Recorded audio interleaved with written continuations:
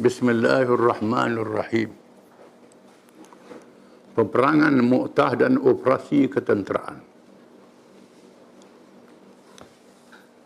Peperangan yang termasuk di dalam peristiwa besar dan hebat dalam sejarah Islam. Berlaku di zaman Rasulullah SAW. Ianya merupakan pertemuan dengan kuasa besar dunia, iaitu Rom, dan menjadi kunci pembukaan wilayah Rom Timur dan kejatuhannya yang dikenal dengan Empire Byzantine, salah satu kuasa besar di zaman itu.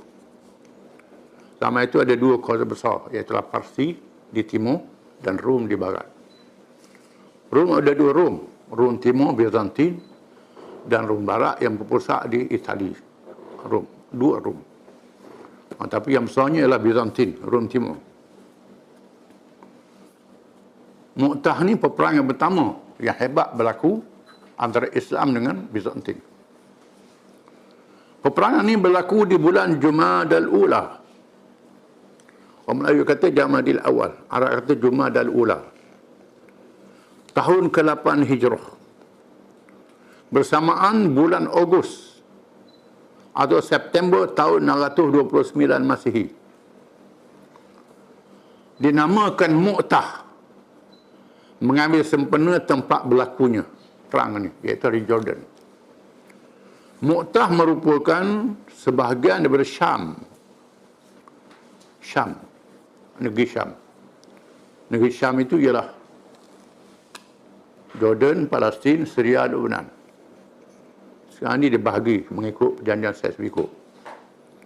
Sekarang terletak di kawasan Urdun atau dikenali dengan Jordan. Dalam bahasa Arab, Urdun. Orang putih sebut Jordan. Kita pun sebut Jordan. Tak silapnya Jordan dalam bahasa Jerman, Yahudi. Tak pasal-pasal nama negeri Yahudi. Tak dia sedari ditipu oleh Yahudi. Peristiwa bermula daripada pembunuhan yang dilakukan terhadap utusan Rasulullah SAW yang bernama Al-Haris bin Umair Al-Azdi, yang membawa surat Rasulullah SAW kepada pemerintah Busra yang menjadi wakil kerajaan Rom Timur. Rasulullah hantar surat ke raja-raja. Atau surat kepada raja-raja, Raja Rom, Raja Parsi, Raja Mesir, Raja Habasyah, Raja Maskat dan Uman, dan raja-raja yang lain. Antaranya Raja Busra. Tiba-tiba dia bunuh utusan Rasulullah. Utusan ini telah diikat, kemudian dipancung. Diikat, dipancung lehernya. Di mana tindakan ini merupakan kesalahan besar mengikut adab masyarakat Arab yang mewajibkan perlindungan kepada utusan, bahkan menjadi amalan antarabangsa. Amalan antarabangsa sehingga hari ini. Utusan mana-mana negara tak boleh dikacau. Menjadi undang-undang dunia sehingga hari ini, sejak zaman dulu. Adabnya, kalau ada utusan, walaupun negara musuh, utusan dia tak boleh dibunuh. Ini adab.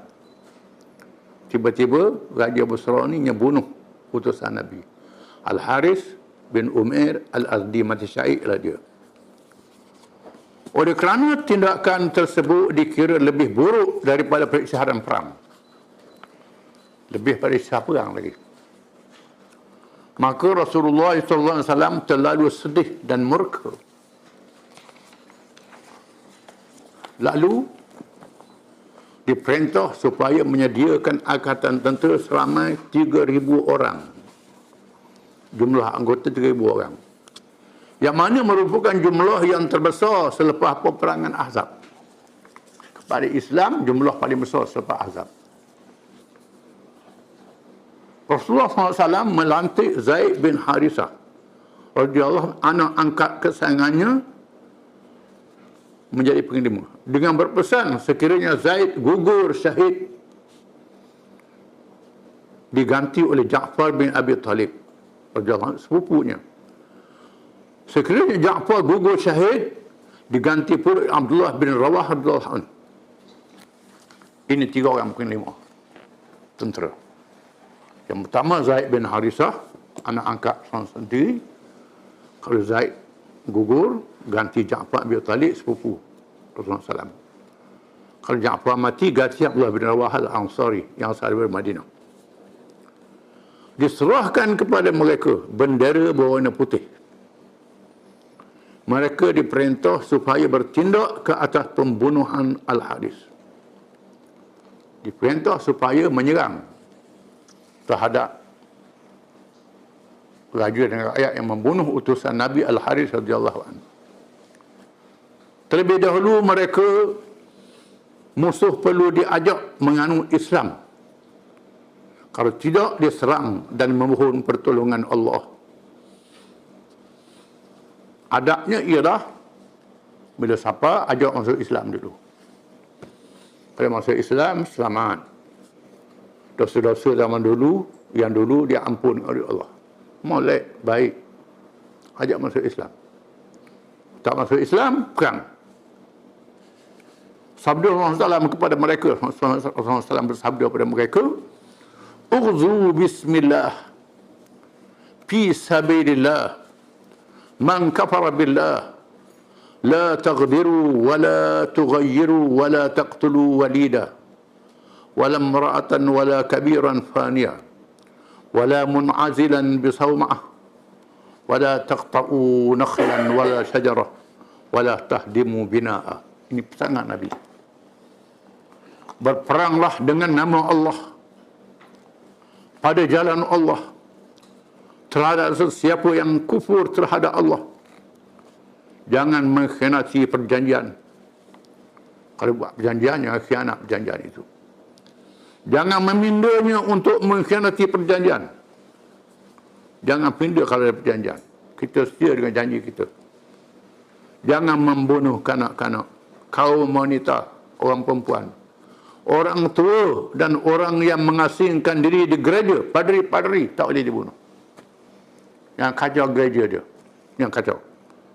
Jangan menebang pokok tamar dan membinasakan tanaman, dan jangan merobohkan bangunan. Ini adab perang dalam Islam. Hadis ini adalah adab perang dalam Islam. Termasuk dalam ilmu fiqh. Semayang ada fiqh, wudu, mandi ada fiqh, puasa ada fiqh, haji ada fiqh, harta ada fiqh, berniaga ada fiqh, perang pun ada fiqh. Ilmu Islam berkait dengan fiqh supaya memahami cara amalan dilakukan. Pesanan yang merupakan hukum di dalam peperangan supaya tidak bertindak zalim sehingga mereka yang tidak terlibat dengan peperangan dan harta benda mereka menjadi mangsa. Jangan orang terlibat dengan perang jadi mangsa. Perintah ini merupakan pelaksanaan perintah Allah di dalam Quran. Ini ayat Quran. Menafsirkan ayat Quran. Wa qatilu fi sabilillahi alladhina yuqatilunakum wa la ta'tadu innallaha la yuhibbul mu'tadin.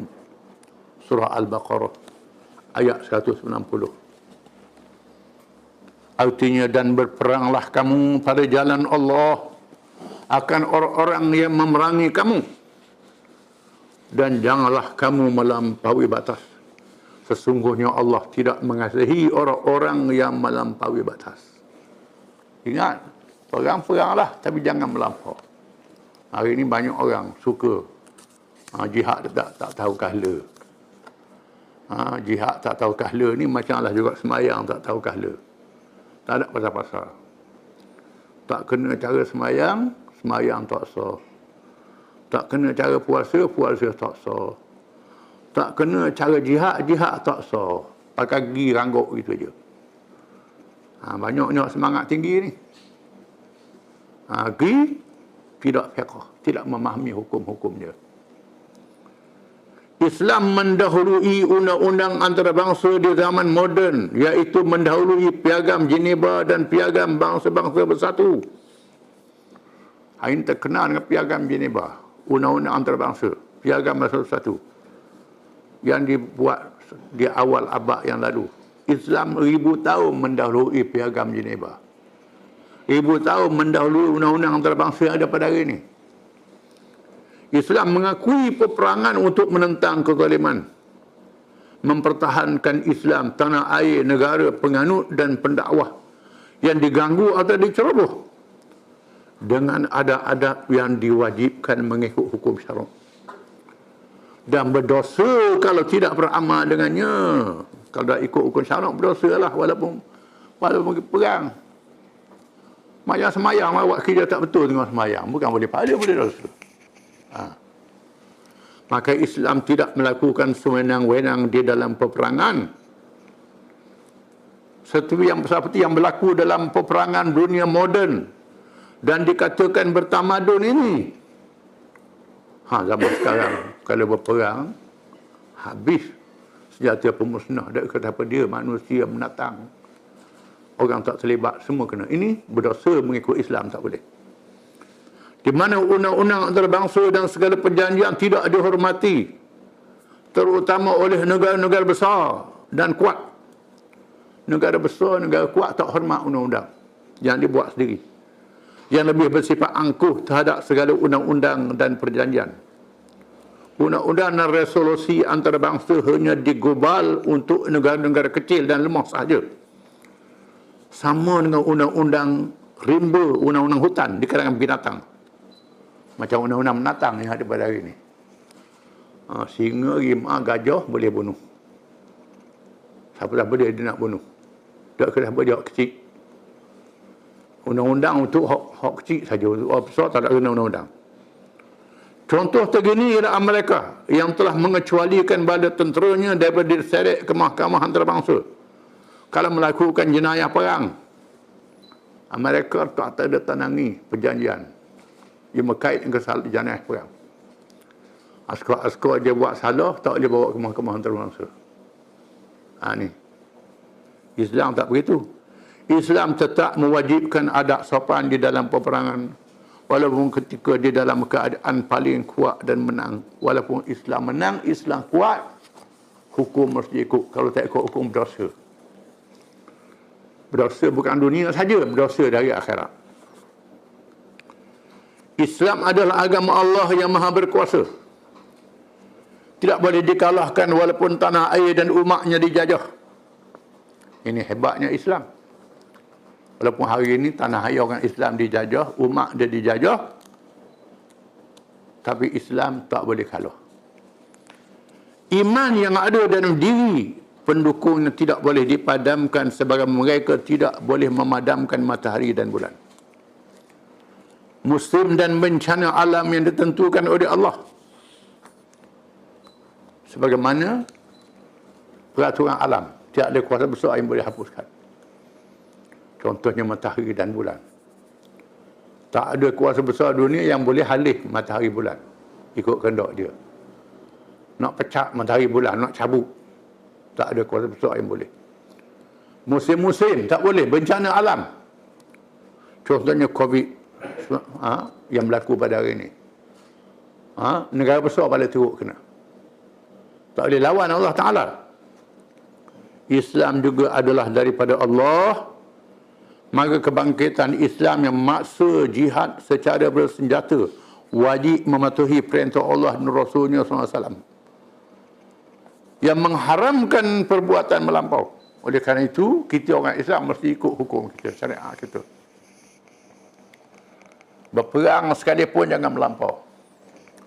Walaupun orang ceroboh negeri kita, jangan melampau. Orang buat zalim pada kita, jangan melampau. Disebut dalam Quran. Wala yajrimannakum syan'anu qaumin alla ta'dilu i'dilu aqrabu taqwa. Jangan dengan sebab kamu bermusuh dengan suatu kaum, kamu tak berlaku adil. Berlaku adil lah, walaupun terhadap musuh. Adil lebih hampir pada takwa. Setelah pada tentera Islam itu diucapkan selamat jalan, pada tentera Nabi bentuk tadi, dipukul oleh Ja'far, oleh Zaid, Ja'far dan Rawahah, diucapkan selamat jalan. Mereka bergerak menuju ke arah utara. yang menjadi sasaran serangan yang diarahkan.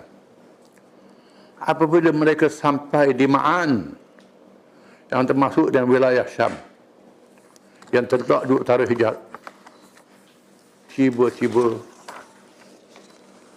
mereka mendapat maklumat bahawa tentera Rom berjumlah 100,000 sedang berada di Ma'an.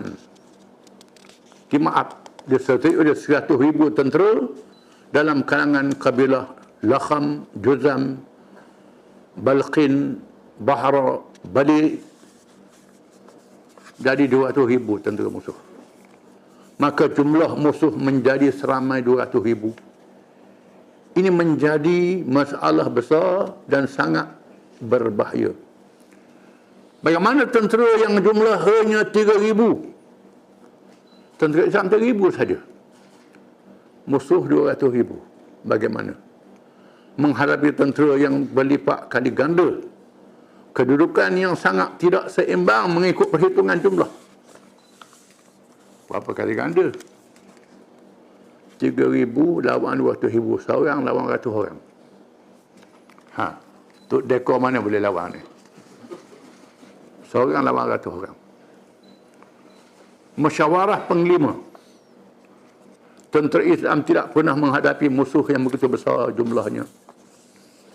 Mereka terserempak dengan bahaya yang sangat besar di tempat yang jauh daripada Rasul tersayang dan pimpinannya. Berhari perjalanan, 1,000 batu jauh, wireless tak ada, telefon tak ada, apa tak ada. Macam mana? Mereka berada di Ma'an selama 2 malam untuk bermesyuarah. Ada yang berpendapat soal menghantar utusan kepada Rasulullah SAW untuk memaklumkan keadaan. Maka terserah kepadanya sama ada menghantar bantuan atau tidak. Satu pendapat mengatakan kita berhenti sekejap atau utusan kepada Nabi. Maklumkan musuh ramai sangat, 200,000. Ikut Rasulullah, nak suruh lawan, kita lawan. Nak suruh tunggu bantuan. Balik dulu. Namun mereka tetap patuh dan taat. Walaupun mara menghadapi musuh yang berjumlah lautan bala tentera, lautan musuh. Tak apa, kita tunggu arahan Rasulullah SAW. Adapun Abdullah bin Rawahah radhiyallahu anhu menentang cadangan itu. Orang Rawahah tak setuju. Penglima yang ketiga tak setuju. Dengan menegaskan, wahai saudara-saudara sekalian, kata Abdullah, dia berucap, dia ni penyair. Penyair, sastrawan, ucapan dia awak dah. Wahai saudara-saudara sekalian, demi Allah, kamu sudah menunjukkan tidak ingin lagi kepada tujuan kita datang ke sini. Semangat. Memohon untuk mati syahid. Kita tidak berperang menghadapi musuh dengan jumlah bilangan tentera dan kekuatan senjata mereka. Tetapi kita berperang untuk menegakkan agama yang menjadi kemuliaan yang dikurniai oleh Allah kepada kita. Teruskan perjuangan menghadapi musuh di hadapan salah satu dari 2 yang terbaik. Sama ada menang dengan mengalahkan musuh atau mati syahid, kata dia. Ucapan dia. Ucapan berkobar-kobar Allah bin Rawahah membangkitkan semangat berperang bagi menghadapi lautan musuh. Mereka terus bergerak ke daerah Balqa. Akhirnya ucapan mempengaruhi tentera Islam, kita lawan. Walaupun jumlah kita 3,000 saja. Mereka bergerak ke daerah Balqa di mana musuh sedang berada di situ. Di kampung bernama Masyarif. Tentera berhimpun di Mu'tah. Mereka menyusun pasukan dan strategi. Qutbah bin Qatadah Al-Ghazari mengetuai pasukan sayap kanan. Dan Ubadah bin Malik Al-Ansari mengetuai pasukan sayap kiri. Macam tim bola. Disusun pada pasukan. Ada pasukan sayap kanan, sayap kiri, tengah dan pasukan berikutnya, belakang. Disusun tentera. Pertempuran Mu'tah. Perang. apabila kedua pihak bertemu, maka berlaku pertempuran yang sengit. 3,000 tentera yang penuh iman dan berlomba-lomba untuk syahid dengan tentera yang berkali ganda jumlah dan kelengapan perangnya. Peperangan yang menakjubkan seluruh dunia. Tetapi tiupan iman di dalam hati tidak dapat dikalahkan oleh kekuatan tentera yang berlipat kali ganda. Jumlah 3,000. Rum 200,000 tak boleh mengalahkan. Zaid bin Harithah radhiyallahu anhu memegang bendera dan mengepalai serangan dengan keberanian yang luar biasa. Terus mara menentang musuh yang besar itu. Sehingga akhirnya gugur syahid. Zaid mati dulu. Gugur syahid. Pengelima yang pertama. Bendera diambil oleh Ja'far radhiyallahu anhu. Ja'far ambil alih. Yang seterusnya memimpin serangan dengan gagah berani. Tangan kanan yang memegang bendera putus dipancung musuh. Putus tangan kanan. Dipancung musuh. Tangan kiri mengambil alih bendera yang didulang. Pegang lagi pula. Tak undur. Tangan kiri pula dipancung musuh. Putus tangan kiri. Kedua-dua tunggul tangan yang berbaki merangkul bendera agar tidak jatuh. Pakai dengan tunggul tangan. Tak ada tangan dah. Akhirnya jasad boleh dipancung musuh. Jasad dipancung, maka Ja'far gugur syahid dengan mendapat kurnia 2 sayap dalam syurga. Nabi sebut ni. 2 sayap dalam syurga. Abdullah bin Rawahah pula mengambil alih bendera dari Ja'far yang syahid dan meneruskan pertempuran. Akhirnya Abdullah bin Rawahah juga gugur syahid. Maka kesemua 3 penglima yang ditentukan oleh Rasulullah SAW gugur syahid. 3 penglima gugur. Siapa dia nak kaki? Kemunculan pedang Allah. Di saat-saat yang sangat mencemas dan menggerunkan itu, seorang tentera Islam dari kabilah Bani Ajlan bernama Thabit bin Arqam mengambil bendera menyelamatkan dari jatuh ke bumi. Tak jatuh bendera. Abdullah bin Ajlan ambil bendera angkat sambil berteriak, wahai tentera Islam, pilihlah siapa yang menjadi ketua dalam kalangan kamu. Mesyuarat lagi tengah perang. Pilih siapa jadi ketua ni, ambil bendera ni.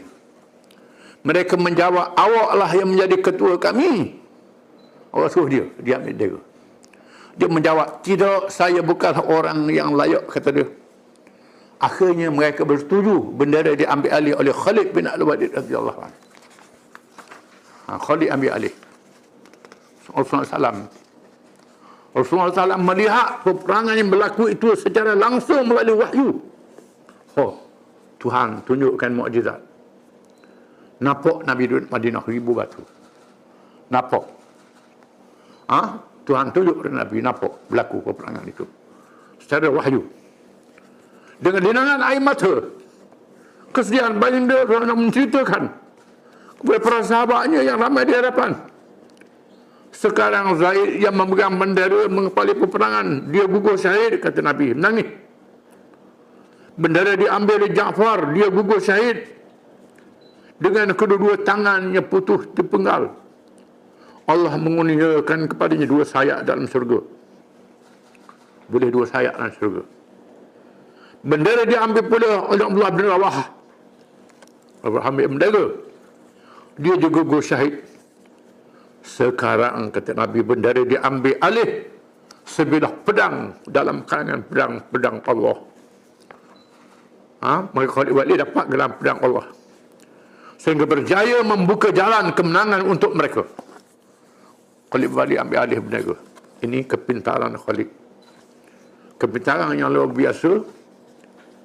Menjadi kajian akademi tentera. Akademi tentera barat. Orang Islam tak tahu. Orang Islam pun ambil dari barat. Banyak perang Khalid Walid ni dikaji oleh pakar-pakar tentera barat. Khalid buat macam mana? Suasana begini. Walaupun wujudnya keberanian yang luar biasa, namun menjadi sesuatu yang menakjubkan bahawa tentera yang kecil jumlahnya dapat melepaskan diri daripada serangan musuh yang berjumlah lautan manusia.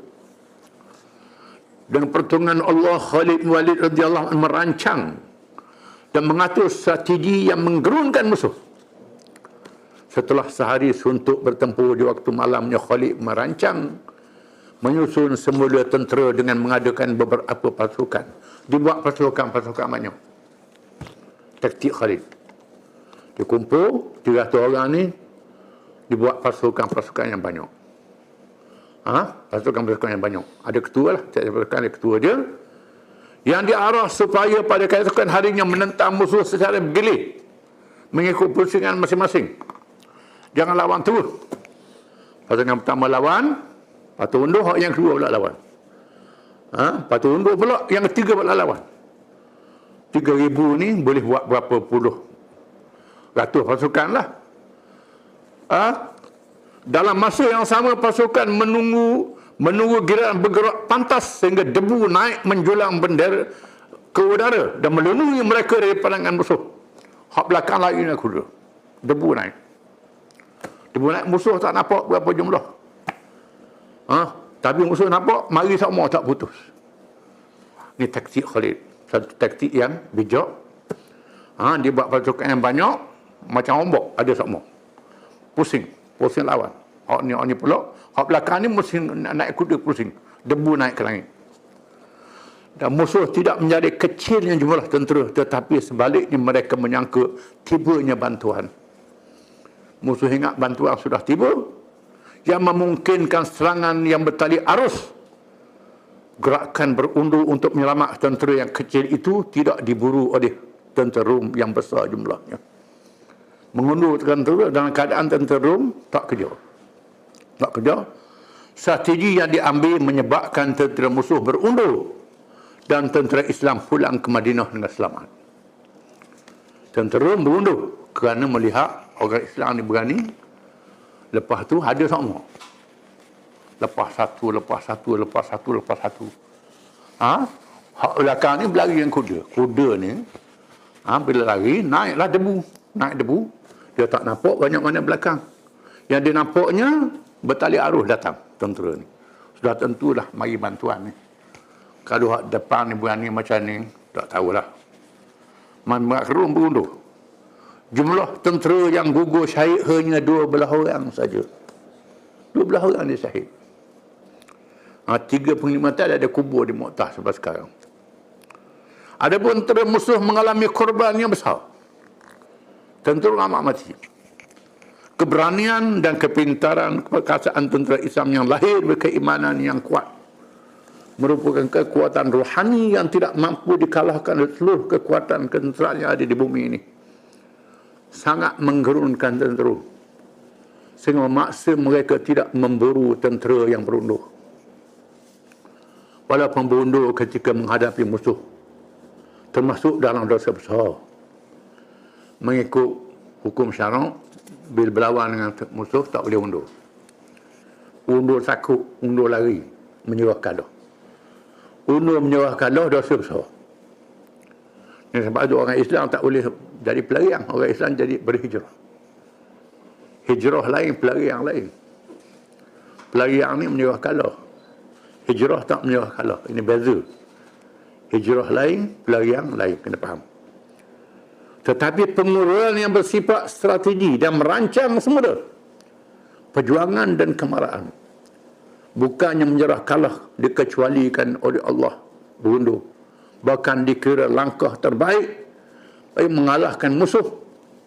Dosa besar ialah berundur kerana melarikan diri dan memberi kemenangan pada musuh. Menandakan kelemahan iman dan tidak meyakini janji Allah. Undur lari ini tak percaya pada pertolongan Allah. Allah berfirman, Ya ayyuhalladzina amanu idza laqitumul ladzina kafaru zahfan fala tuwalluhumul adbar. ومن يولهم يومئذ دبره إلا متحرفا لقتال أو متحيزا إلى فئة فقد باء بغضب من الله ومأواه جهنم وبئس المصير. Surah Al-Anfal ayat 15 hingga 16. Ayat 15 hingga 16 surah Al-Anfal. Maknanya, wahai orang-orang yang beriman, apabila kamu bertemu dengan orang-orang yang kafir yang sedang mara menyerang, maka janganlah kamu berundur dari menentang mereka.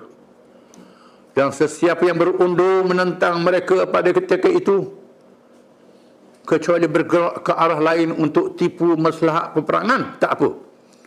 Atau hendak bergabung dengan pasukan yang lain, tak apa. Sesungguhnya orang yang berundur tanpa sebab yang diizinkan itu tetaplah mendapat kemurkaan Allah, tempatnya neraka jahanam.